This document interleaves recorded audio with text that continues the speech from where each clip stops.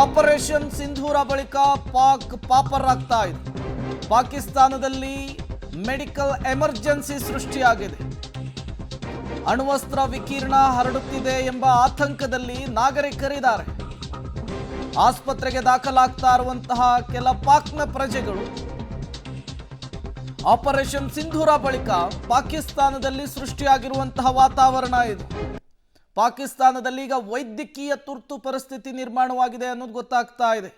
ಅಣ್ವಸ್ತ್ರಗಳನ್ನು ಶೇಖರಿಸಿಟ್ಟಿರುವಂತಹ ಜಾಗದಲ್ಲಿಯೇ ಭಾರತ ದಾಳಿಯನ್ನು ಮಾಡಿತ್ತು, ಏರ್ ಬೇಸನ್ನು ಉಡೀಸ್ ಮಾಡಿತ್ತು.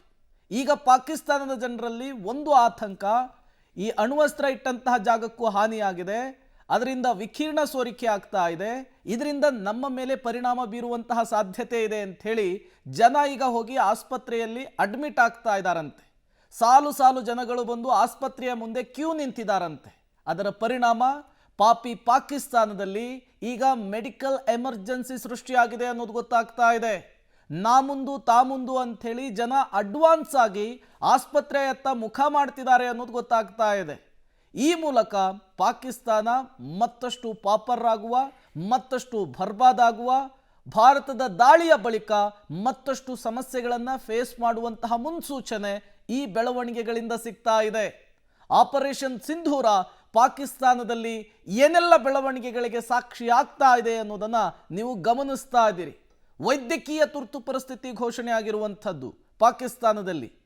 ಅಡ್ವಾನ್ಸ್ಡ್ ಆಗಿ ಜನ ಈಗ ಆಸ್ಪತ್ರೆಗಳತ್ತ ಮುಖ ಮಾಡ್ತಿದ್ದಾರೆ ಅನ್ನುವಂತಹ ವಿಚಾರಗಳು ಕೂಡ ಗೊತ್ತಾಗ್ತಾ ಇದೆ. ಆಸ್ಪತ್ರೆಗೆ ಜನ ಹೋಗ್ತಾ ಇರೋದ್ರಿಂದ ಬೆಡ್ಗಳು ರಶ್ ಆಗ್ತಾ ಇದೆ, ದೊಡ್ಡ ಮಟ್ಟದಲ್ಲಿ ಜನ ಸೇರ್ತಿದ್ದಾರೆ ಅನ್ನೋದು ಕೂಡ ಗೊತ್ತಾಗ್ತಾ ಇದೆ.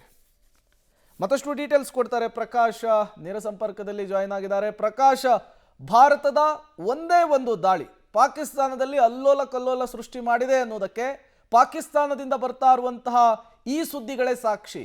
ಈಗ ಯಾಕಾಗಿ ಈ ಮೆಡಿಕಲ್ ಎಮರ್ಜೆನ್ಸಿ, ಇದರಿಂದ ಏನೆಲ್ಲ ಬೆಳವಣಿಗೆಗಳಾಗ್ತಾ ಇದೆ ಪಾಕಿಸ್ತಾನದಲ್ಲಿ ಅಂತ? ಪ್ರಮುಖವಾಗಿ ಪಾಕಿಸ್ತಾನದಲ್ಲಿ ಇದೀಗ ಮೆಡಿಕಲ್ ಎಮರ್ಜೆನ್ಸಿ ಕೂಡ ಶುರುವಾಗಿದೆ. ಕಿರಾನ ಬೆಟ್ಟ ಅನ್ನುವಂತಹ ಪ್ರದೇಶದಲ್ಲಿ ಪರಮಾಣು ಅಣ್ವಸ್ತ್ರ ಘಟಕ ಇತ್ತು. ಅದರ ಸಮೀಪವೇ ಭಾರತೀಯ ಸೇನೆ ಕೂಡ ದಾಳಿಯನ್ನು ನಡೆಸಿತ್ತು. ಆ ಸಂದರ್ಭದಲ್ಲಿ ಅಲ್ಲಿದ್ದಂತಹ ಈ ಒಂದು ಅಣುಸ್ಥಾವರ ಘಟಕಕ್ಕೂ ಕೂಡ ಡ್ಯಾಮೇಜ್ ಆಗಿತ್ತು. ಅದು ಕಂಪ್ಲೀಟ್ ಆಗಿ ಪರಮಾಣು ವಿಕಿರಣ ಹರಡ್ತಾ ಇದೆ. ಅದರ ಮೂಲಕವಾಗಿ ಅಲ್ಲಿದ್ದಂತಹ ಜನರಿಗೂ ಕೂಡ ಒಂದಿಷ್ಟು ಆರೋಗ್ಯ ಸಮಸ್ಯೆಗಳು ಕೂಡ ಆಗ್ತಾ ಇದೆ. ಸೊ ಆ ಕಾರಣಕ್ಕಾಗಿ ಸುಮಾರು ಪಾಕ್ನ ನಾಗರಿಕರು ಬೇರೆ ಬೇರೆ ಆಸ್ಪತ್ರೆಗಳಲ್ಲಿ ದಾಖಲಾಗಿದ್ದಾರೆ ಅನ್ನುವಂತಹ ಮಾಹಿತಿ ಕೂಡ ಲಭ್ಯವಾಗ್ತಾ ಇದ್ದಾವೆ. ಪರಮಾಣು ಅಣ್ವಸ್ತ್ರದ್ದು ಎಷ್ಟು ಮಟ್ಟಿಗೆ ಅದು ಡೇಂಜರಸ್ ಅನ್ನುವಂಥದ್ದು ಜಗತ್ತಕ್ಕೂ ಕೂಡ ಗೊತ್ತಿದೆ. ಸೊ ಹಾಗಾಗಿ ಅದರ ಒಂದು ಎಫೆಕ್ಟು ಅಕ್ಕಪಕ್ಕದ ಹಳ್ಳಿಗಳಿಗೂ ಕೂಡ ವ್ಯಾಪಿಸ್ತಾ ಇದೆ. ಅದು ಎಷ್ಟು ಮಟ್ಟಿಗೆ ವೇಗವಾಗಿ ಹರಡ್ತಾ ಇದೆ ಅಂದರೆ ಕಂಪ್ಲೀಟ್ ಆಗಿ ಆರೋಗ್ಯದ ಸಮಸ್ಯೆಗಳನ್ನು ತೀರಾ ಹದೆಗಡಿಸ್ತಾ ಇದೆ.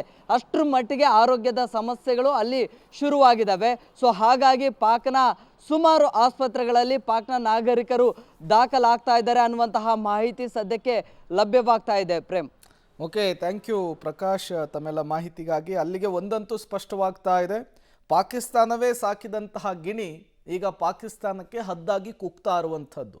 ಅಣ್ವಸ್ತ್ರ ಇದೆ, ಅಣ್ವಸ್ತ್ರ ಪ್ರಯೋಗ ಮಾಡ್ತೀನಿ ಅಂತ ಹೇಳಿ ಗೊಡ್ಡು ಬೆದರಿಕೆ ಹೊಡ್ತಾ ಇದ್ದಂತಹ ಪಾಕಿಸ್ತಾನಕ್ಕೆ ಈಗ ಅದೇ ಅಣ್ವಸ್ತ್ರ ತಿರುಗು ಬಾಣವಾದಂತೆ ಕಾಣಿಸ್ತಾ ಇದೆ. ನೋಡೋಣ ಪಾಕಿಸ್ತಾನದಲ್ಲಿ ಮತ್ತೇನೆಲ್ಲ ಬೆಳವಣಿಗೆಗಳಾಗುತ್ತೆ ಅಂತ ಹೇಳಿ.